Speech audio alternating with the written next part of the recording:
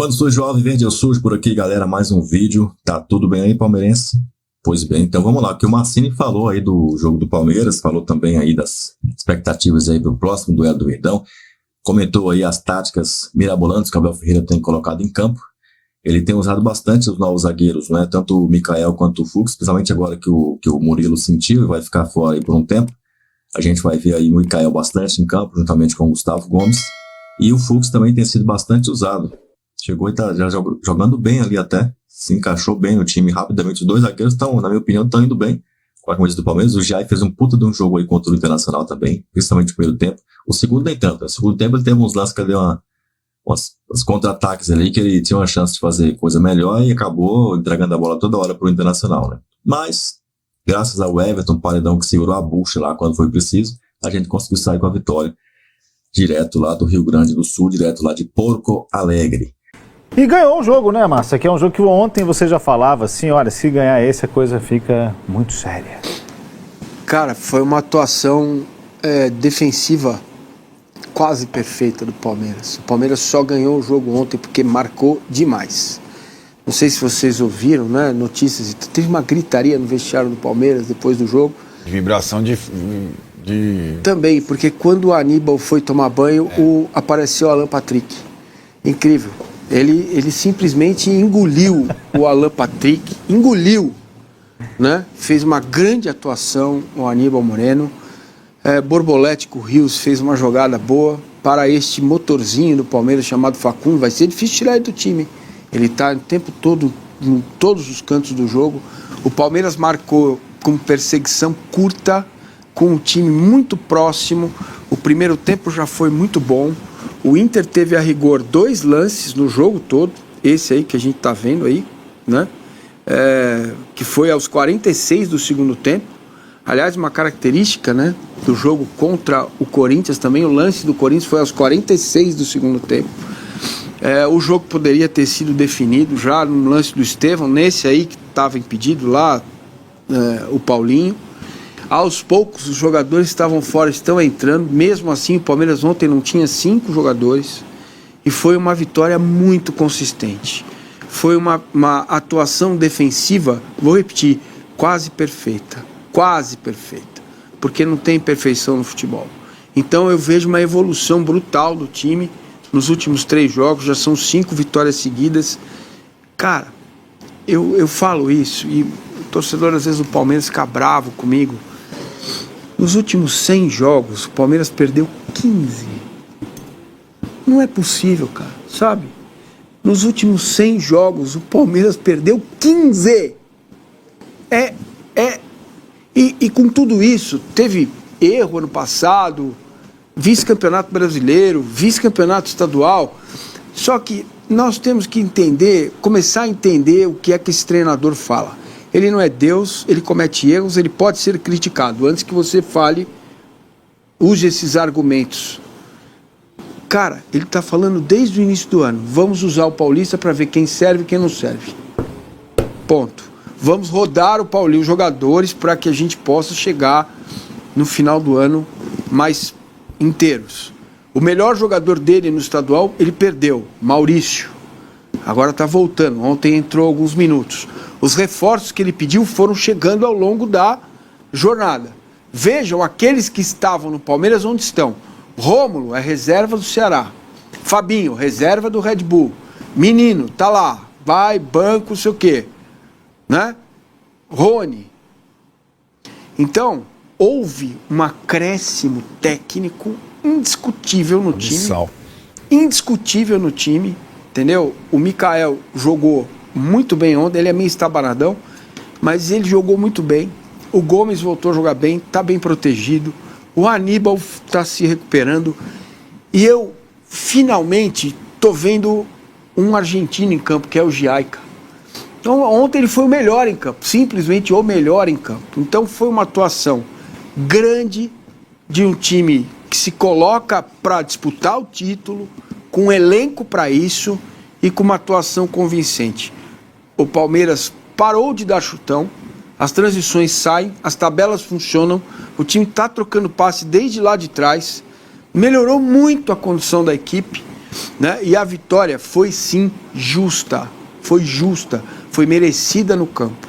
Se não pelo segundo tempo, onde o Inter se impõe, mas se impõe com 200% de posse de bola inútil, né?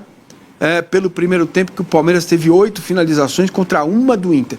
Uma. Isso é quase impossível de acontecer contra um time que estava invicto no mundo.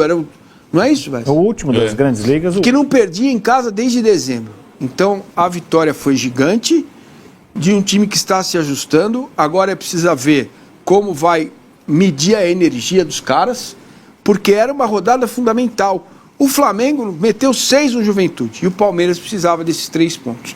O Flamengo é o líder com justiça pela diferença de gols. Mas os 10 pontos do Palmeiras são maiores para mim do que o do Flamengo. Pelos confrontos? Porque ele ganhou do Inter e o Flamengo só empatou com o Inter. Ele já teve um clássico e ele já foi a Recife. Isso mesmo. São os mesmos 10, mas eu acho os 10 do Palmeiras mais significativos. Mas olha o recado, né? O Palmeiras vai a Porto Alegre ganhando do Internacional dificílimo. O Flamengo, não é que ele faz menos, porque a gente sabe que o Juventude é mais fraco, mas ele enfia 6, né? É muito. Por exemplo, o jogo do Beira-Rio é um jogo que para mim ficou devendo, né? Bastante, era um jogo que eu esperava muito dessa rodada e o jogo foi pobre em si, né? Palmeiras e Inter, né? Apresentaram um jogo tecnicamente porque fraco. acho que os sistemas defensivos se sobressaíram em boa parte do jogo. Exato. O Inter, por exemplo, terminou o primeiro tempo com 1 chute a gol contra 8 do Palmeiras. 1 chute a gol apenas. Não era igual o Inter, né? Não é habitual. Esses 8 do Palmeiras não eram chances tão claras assim. Também não. Algumas um pouco melhores e tal. O Jair fez até um bom primeiro tempo. O jeito de marcar do Palmeiras eu acho que incomodou demais então, o Inter. O Palmeiras sair da marcação do Palmeiras. Ele não deixou o Inter jogar, né? Pra mim, o Palmeiras foi com o seu jeito habitual de encaixar a marcação 1 contra 1. O Inter também tentava fazer uma pressão dentro do 4-1-3-2 do Inter, que é o jeito dele de marcar. Virou um jogo de muitos encaixes, de muitos duelos 1 contra 1 espalhados pelo campo, e o jogo não permitia aquelas posses um pouco mais longas. Os times, nesse jogo de roubar e recuperar rápido, o Palmeiras acabou no primeiro tempo sobressaindo porque se adapta um pouco melhor ao tipo de jogo dele. O Inter tinha voltado melhor para o segundo tempo. O início do segundo tempo do Inter, o Roger deve ter sido algo de vestiário, um pouco mais de mobilidade dos homens de frente para tirar do lugar os jogadores que perseguiam, né, o encaixe de marcação do Palmeiras, as perseguições, tirar um pouco de lugar, mas num desses duelos pelo campo, o Bernabé é batido pelo Richard Rios no lado do campo, saiu o cruzamento, o gol do Facundo Torres. A partir daí, o Palmeiras basicamente se defendeu, né? Se defendeu. O Palmeiras se defendeu super bem. Se colocou bem porque atrás. A hora que chegava a bola nos caras de qualidade do Inter, você vê, o Alan Patrick não conseguiu jogar, então tinha sempre uma marcação dupla mesmo com os encaixes individuais, então nesse sistema ele acabou sendo melhor. Depois colocou mais um terceiro zagueiro, defendeu muito a área. Em termos de grandes chances, eu acho que a única que eu me lembro ótima chance foi a do Valência, né? Ele entra pelo lado esquerdo da área, ele fica na frente do Everton. Muito clara de gol, muito clara. Muito clara. Mas foi ali é o gol perdido. Essa aí, ó. Ele tinha ótima condição para fazer o gol. Uma ótima defesa do Everton, mas ele perde o gol, né? E acaba que o Palmeiras tem uma grande chance também com o Paulinho, né? Para fazer o 2-0. Que estava impedido porque o Inter ali naquele momento por um... Da mesma forma pouco. que o Abel fez mudanças, esse lance aí, né? reforçando o sistema defensivo, o Inter se expôs um pouco mais, né? Aí lance, a gente olhando, parece que tá na mesma linha, né? Sai o gol do Alan no rebote. E aí tem que ver realmente a linha, porque ele ficou pro beijo de uma purga ali, vamos dizer, né? Bem, beijo de uma purga pequenininho, né? Mas aí, ó, você olhando assim, parece que nem tava. Eu e o Felipe, a gente olhando, né? Tem gente que falou, poxa vida, não tava impedido. Aí depende realmente da linha e do tamanho dela.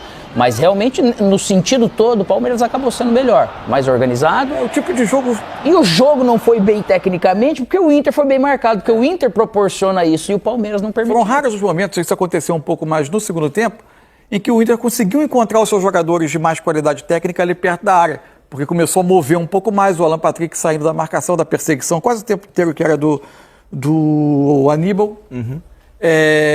Juntando os jogadores que vinham de fora, né? Começou o Vitinho e o Tabata, depois o Roger foi... E o Vitinho e o Tabata ele deixou com os pés do lado, ele não deixou o pé trocado, né? E acabou que no primeiro tempo eles muito abertos, o Inter ficou os jogadores um pouco distantes, não conseguia associar. No segundo tempo eles até teve um pouco mais de aproximação, saiu uma outra jogada, esse lance do Valência, mas o Inter teve dificuldade para jogar. Teve, lógico, o pênalti iria ajudar muito o Inter e talvez o jogo, mas no 1-1 acho que ia seguir a característica e naturalmente a chance perdida pelo Enner acabou custando caro. Agora a pontuação do Inter está abaixo da que a gente imaginava nesse início de campeonato, né? 5 pontos só em 4 rodadas, 1 vitória, 2 empates e 1 derrota. Não é o que a gente imaginava para o Internacional, que, ao meu ver, caiu um pouco de produção nesses últimos jogos, tem jogado bem menos do que já jogou nessa. O jogo Fortaleza não foi bom. Não. E o jogo com o Flamengo, se for ver, queira ou não, também não foi o primeiro. Um pouco melhor. Mas eu até me lembro que eu comentei que achei o Inter, pro potencial que a gente via no time, um pouco conservador demais em alguns momentos do jogo. E ainda mais para um confronto, que lógico que não seria fácil contra o Palmeiras, né? É o único time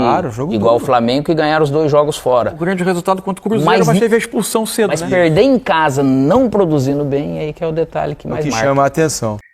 Eu vejo você então comentando aqui embaixo, tá? Manda aí o seu comentário. E vamos enfrentar o Fortaleza. Será que a gente consegue aí um bom jogo também, um bom resultado contra o Fortaleza? Na minha opinião, o importante agora é ganhar os jogos, tá? Eles têm que ganhar o quanto mais melhor aí. Fazer uma sequência aí de jogos aí, só ganhando.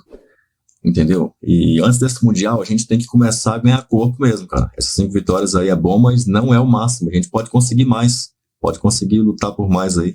A gente já ganhou aí com o Abel Ferreira mais jogos em sequência, tá? Então precisamos ganhar mais. Se eu não me engano, eu não tenho, pode ser que eu esteja errado aí, né? Pelo menos para o Campeonato Brasileiro, se eu não me engano, o recorde do Abel é de 7 vitórias consecutivas. 7. Se eu não me engano, foi ano passado isso aí, inclusive, né? Foi ano passado. Em 2023, eu sei que teve umas 2 sequências de 6 jogos consecutivos vencendo. Eu acho que ano passado teve uma de 6 no começo e teve uma de 7 depois na arrancada ali, que quase levou o Verdão a levantar o caneco pela 13ª vez. Não fosse aquele fatídico jogo do Allianz Parque contra o Botafogo. Mas são águas passadas. Vamos pensar agora para frente. O Fortaleza é o próximo. Que vem o próximo, então. Vamos ver aí, né? O nosso querido Maurício retornou também nesse jogo contra o Inter, inclusive correndo um grande risco de lei do ex-jogador aí entrar em campo, porque o Maurício estava em campo. Aliás, o Palmeiras já sofreu esse risco desde o começo, apesar de Wesley não poder ter jogado por um desconfortozinho lá.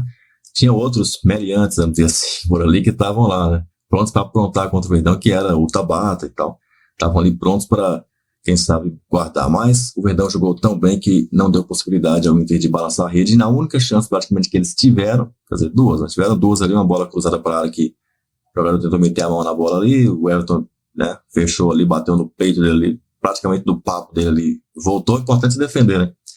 Como diria o pessoal do grupo aí, que é muito maldoso, né? O Tiranossauro Rex não tinha aquele bração todo, né? Braço de tiranossauro, mas pegou com o peito, né? Pegou ali entre os bracinhos ali e defendeu. E na outra lá ele fechou o gol, né? Fechou o gol do jeito que deu ali. Os bracinhos cresceu, virou o King Kong lá na frente do centroavante do Inter e pegou a bola. E é isso que importa. Importa ali é o baliza 0 e a gente ter botado uma pra dentro do outro lado lá. Graças ao Facundo, que é outro que também entrou aí. Teve uns jogos meio esquisito ali e tal, mas no geral, pelo menos tá com a confiança do Abel Ferreira. Vejo você nesse vídeo aqui, tá? Avante palestra!